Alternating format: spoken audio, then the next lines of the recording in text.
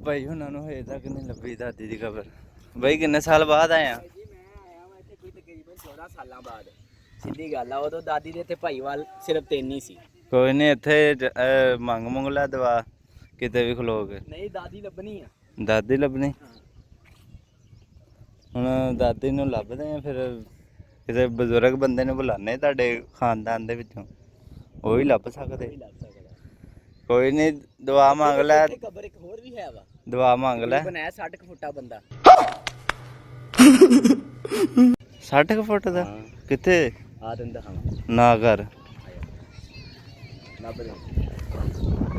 ਇਹ ਕੀ ਸੀਨ ਆ 60 ਫੁੱਟ ਦਾ ਬੰਦਾ?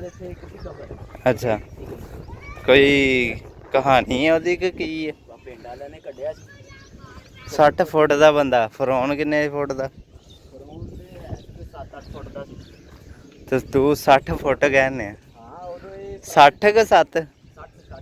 60 ਫੁੱਟ। ਹਾਂ ਉਹ ਕਿਹਦੀ ਆ ਗਈ? ਯਾਰ ਉਹ ਨਾ ਇਦਾਂ ਕਿਤੇ ਪੁਰਾਣੀ ਨਿਕਲ ਆਈ। ਫਰੌਨ ਦਾ ਭਰਾ ਤਾਂ ਨਹੀਂ ਸੀਗਾ? ਅੱਲਾ ਮਾਫੀ ਦੇਵੇ ਭਾਵੇਂ ਕੋਈ ਬਜ਼ੁਰਗ ਬੰਦਾ ਹੀ ਹੋਵੇ। ਬਜ਼ੁਰਗ ਸੀ ਕੋਈ ਪੁਰਾਣਾ ਬਾਬਾ। ਅੱਛਾ ਜੀ। एडा मुंह सी। और अभी तो रुको, क्लाइमैक्स अभी बाकी। माशाअल्लाह रब दियां करनियां। रब दी करनी ते और बंदे भी देखो ना 1000 साल जींदे हुंदे सी भी देखना भाई। नहीं वो तो गल ठीक है 60 फुट। हां 60 फुट ਦਾ ਇੱਕ ਆਪਣਾ मीनार हुंदा। ਮਨਾਰ ਹੁੰਦਾ ਵਾ ਪੂਰਾ। ਯਾਨੀ ਕਿ ਉਹ ਇੱਥੋਂ ਚੌਂਕ 'ਚ ਖਲੋ ਕੇ ਦੇਖ ਲੈਂਦਾ ਸੀ ਕੀ ਹੋ ਰਿਹਾ।